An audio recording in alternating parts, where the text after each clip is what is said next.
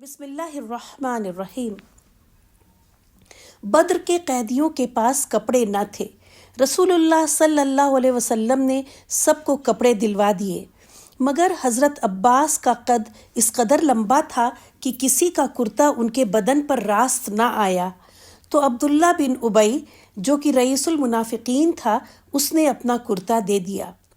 حضرت صلی اللہ علیہ وسلم نے جو اپنا کرتا عبداللہ بن ابی کے کفن میں عنایت فرمایا تھا، اس میں اس احسان کا معاوضہ بھی ملحوظ تھا۔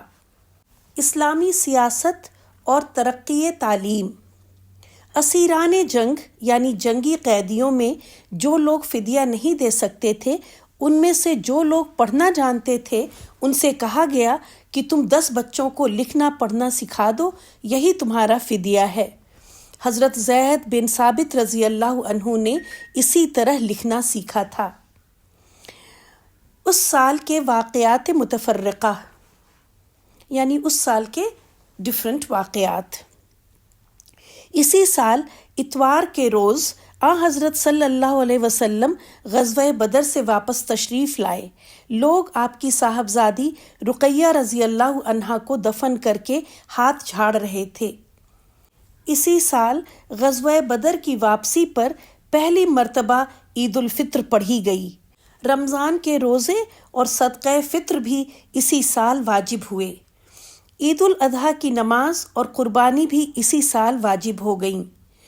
اس سال ماہ ذو الحجہ میں حضرت فاطمہ رضی اللہ عنہا کی شادی ہوئی۔ غزوہ غطفان اور آپ صلی اللہ علیہ وسلم کے خلق عظیم کا معجزہ یعنی بہترین اخلاق کا معجزہ۔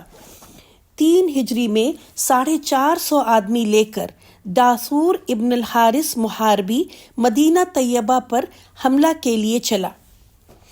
حضرت صلی اللہ علیہ وسلم مقابلے کے لیے تشریف لائے۔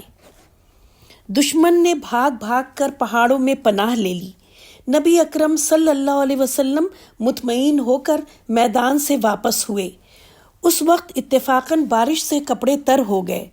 آپ صلی اللہ علیہ وسلم نے ان کو سکھانے کے لیے نکال کر ایک درخت پر پھیلا دیا اور خود اس درخت کے سائے میں لیٹ گئے۔ ادھر پہاڑ کے اوپر داثور دیکھ رہا تھا۔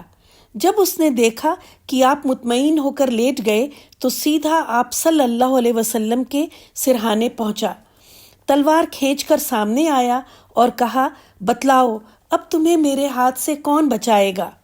مگر مقابلے میں اللہ کا رسول تھا، بغیر کسی ہراس یعنی گھبراہٹ یا خوف کے۔ انہوں نے جواب دیا کہ ہاں، اللہ تعالی بچائے گا۔ اس کلمے کا سننا تھا کہ داثور کے بدن میں راشا یعنی کپکپی طاری ہو گئی، تلوار ہاتھ سے گر گئی۔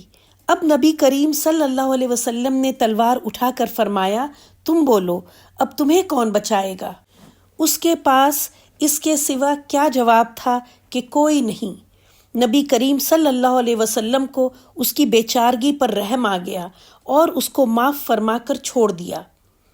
داثور یہاں سے اٹھا اور یہ اثر لے کر اٹھا کہ نہ فقط خود مسلمان ہوا بلکہ اپنی قوم میں جا کر اسلام کا ایک زبردست مبلغ بن گیا۔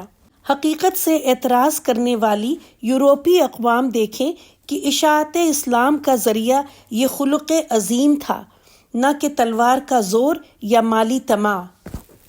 حضرت حفصہ رضی اللہ عنہا اور زینب رضی اللہ عنہا سے نکاح۔ شعبان 3 ہجری میں ام المومنین حضرت حفصہ رضی اللہ تعالی عنہا اور رمضان 3 ہجری میں حضرت زینب بنت خزیمہ رضی اللہ عنہا آپ صلی اللہ علیہ وسلم کے نکاح میں آئیں۔